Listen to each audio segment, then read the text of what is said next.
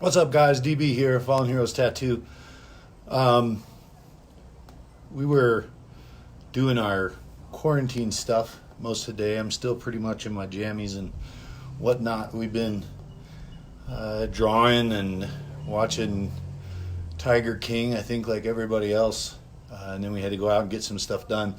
Essential stuff. Don't call the fuzz on us. So we went and filled up some propane tank stuff, little stuff for the fire pit, whatever. And driving around downtown, and I saw a bunch of the stuffs there on Tejon. There were 3 or 4 shops, stores, restaurants closed down with lease signs in their window, and that was, kind of a holy cow, what's going on? Businesses that if you drive down Tejon, you'll know them. And we got home, and you guys have met Michelle at the front, Mama's sister. She called us and said, just read the article, don't watch the video because it'll make you cry.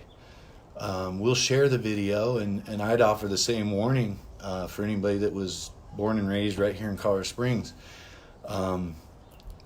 If you're gonna watch a video, probably watch it alone because you're gonna cry. It's Bill from Western Omelet, and they're shutting down. Not temporary, not whatever. Not till just May 1st. They're closing their doors. They can't. They've got two people left on staff that they can't keep busy. And it's what a weird reality we're facing in all of this. They've said in the letter that we got and everything, it said May 1st for tattoo studios and salons and hair places, barbershops, beauty parlors, things like that, was May 1st. And originally, I think it was the 15th of May that they were going to let restaurants open back up and start serving people indoors and things like that. And then they moved that to match the May 1st. From what I understand, there's so much information going on right now, I can't even keep track. But they no. Oh, hey, Angel, no word. They've the state shut down every tattoo studio till May 1st. We're not still open. We're just like every other small business right now in Colorado. The doors are closed, and you don't want them to catch people in your shop. So we're closed. Sorry about that, Angel.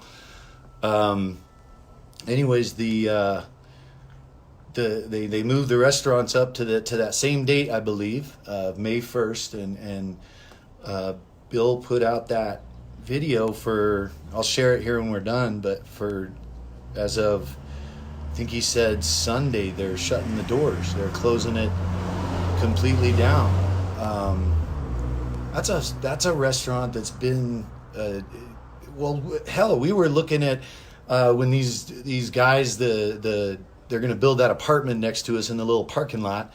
And when we were talking with Bill about, sharing some parking, he was open to it. He was cool with it when all that was going on. And he had mentioned that they had talked about making that thing a historic landmark. It's been there so long, 30 years. And Sunday they're closing for good.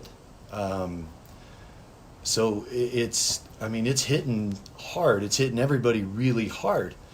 And I don't know that, it just doesn't seem like people are recognizing the impact that it's having on small businesses. And when you say small business, you tend to think about, little tiny shops or little things. These are big. That's a company to me. That's a big company. They've got 3 restaurants, and from what I understand, they're going to keep the one out in Calhan open. They're still doing well enough on walk up and take out, that sort of thing. And the one in Fountain, but the one on the corner of Walnut and Colorado they're gonna close it down for good. And I don't know if you guys have been to the shop on a weekend or been by there on a weekend. That place is packed all day, every day. People eating it's the Hatch green chilies that everybody goes in there for, the habanero green chili. My opinion. That's the greatest green chili on the planet. But 30 years and they're shutting it down, and I can't even fathom that. I don't understand it. That's a guy whose family's been in there. They've employed, I think he says in his video, 40 or 50 people that they had employed, that were dependent on them to, pay their bills, feed their kids, take care of their families, things like that. That's the kind of stuff that Bill's done for our community, and now it's all going away. And there's nothing that these guys can do about it, short of somebody waking up and saying, we're opening things back up where everybody's allowed to do what they want to do. Take care of your business, take care of your families. Somebody realizing what, Como's realizing now and saying, this might have been the wrong answer, and somebody having the balls to stand up and say it was the wrong answer, and shutting things down and closing this and closing that, it maybe was the wrong approach, and somebody needs to step up and say that. They need to keep thinking through this, not just put out a date about something that we don't understand and then just stick to your guns on that thing. Put out the date, move the date when it makes sense. People keep talking about a peak. How do you propose a peak and a date that something's going to peak when you've said it countless times? You don't understand this virus. I don't understand that. Maybe there's some math behind it or something that somebody's figured out. Hey, this is when it's all going to happen.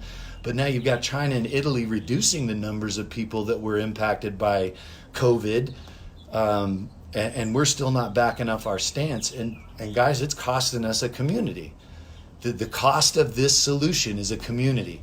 And I think that the cure, or this proposed cure, from what I've seen, and if you guys want to argue with me, we can argue in private, whatever, we can disagree. I'm happy to disagree or learn something that I don't know. But from what I can see and everything I've read and listened to, and the folks that have shared things with me, the cure is hitting us harder than the disease. And John says, isn't the bailout supposed to help small businesses? It is supposed to help small businesses, but the bailout's not here. And to be completely honest, the bailout, I'm thankful for it. I'm thankful that we're in a country that's capable of something like that. I mean, the number of people in the United States and the number of small business, 80% of our economy, small business, and we're in a country that's capable of saying, here's the money that we can afford, and have it, and do with it what you can, and if you're doing the right thing with it, we'll forgive it. That's amazing, and I couldn't be more proud of our country being able to do things like that. However, the reality is that money, it sounds like a lot when they say, here's how much we've allotted for you, the billions of dollars, but when you spread it out amongst all these little businesses, these small businesses, these 40 or 50, or in our case 25 employees, it's not going to go the distance for them, especially when A, we don't know the end, B, we don't know the cooperation that people are going to get from mortgage lenders. The last thing I heard for our guys on mortgage lenders was they said, yeah, you can pause your mortgage for up to 3 months, and at the end of that 3 months it all becomes due, and if you're unable to pay, well, then we start the foreclosure process. That doesn't make any sense to me. That's not even a concession. So I guess what I'm trying to say is it's killing a community, guys. It's not, and it's not the virus that's killing the community. It's the cure that's killing the community. Like I said, I'll post Bill's video, and if you don't want to cry, don't watch it. It's sad. This is a man that's been in business for 30 years. I've seen him there. He's done so much for, like, if you ride bikes with a group, Bill is always open up to handing things out, feeding a whole bunch of people that are going to go ride motorcycles through the mountains, and then welcome them all back to his parking lot when you're done with your ride, so you can say goodbye to your friends. And it's going away. Wow. I think I was 19 years old first time I went there. My mom used to date a guy in the Suns, and I think I was 19 when I first went in there and sat down. And it's going away. And holy cow, what's next? Just, I don't know. It's not worth it. And I'm probably not the guy to stand up and shout, and because I get emotional with stuff like this, but I think somebody needs to say something. The cure is crushing this community. And I'm watching neighbors. I'm standing on my front porch right now, and I'm watching neighbors. We talk to them when they get home at night. There's a couple out on their porch now. And every night it's the same thing. They feel it getting harder, and they feel it coming closer to home. So guys, I don't know what's next. I just sure wish it was somebody with a little bit of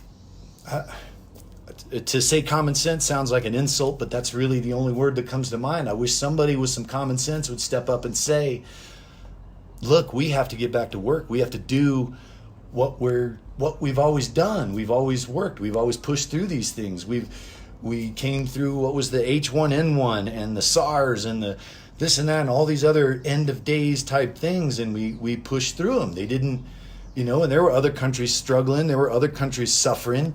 But we didn't cower. We didn't hide in our homes, and we did what we could until we found something that helped it, and then we applied that. We still haven't fixed the flu, and that's doing more damage to humans than this COVID I think we'll ever dream of doing. But we're not stuck in our homes and scared to go outside because of the flu. We don't have signs in our parks that say our kids can't go play there anymore. I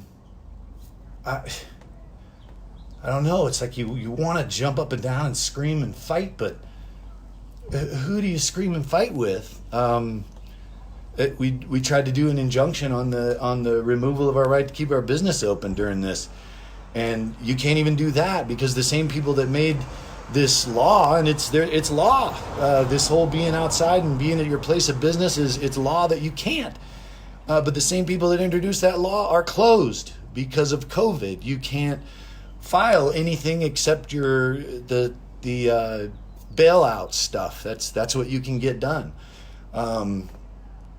So I'm at a loss, guys. And again, I apologize for the emotion, but that's all I've got is a want for somebody to stand up and say, enough's enough. The cure is crushing a community, and we can't let it do that. So I'll keep it short as I can. I guess it's too late for that. What we're gonna do is get together, and we're gonna order breakfast probably tomorrow morning. In fact, yeah, definitely tomorrow morning. It's Saturday right now. So tomorrow morning we're gonna order as big a breakfast as we think we can eat. Maybe go down and say goodbye, because they're not gonna be there no more. So if you can, go down there and support them. They're giving money to the employees that are left just as quick as they can so they can take care of whatever they need to take care of before it's gone. So if you can, take a few bucks, get down there, have some of that green chili. I'm going to find out if I can freeze it, because that shit is good. But yeah, if you can, get down there, help Bill out, talk to ladies, say thank you for 30 years, and help them out. And that's it. Like I said, when we get done, I'll put it on the page, that video. But if you don't feel like balling today, don't watch it. And until my next post, love, peace, and hair grease.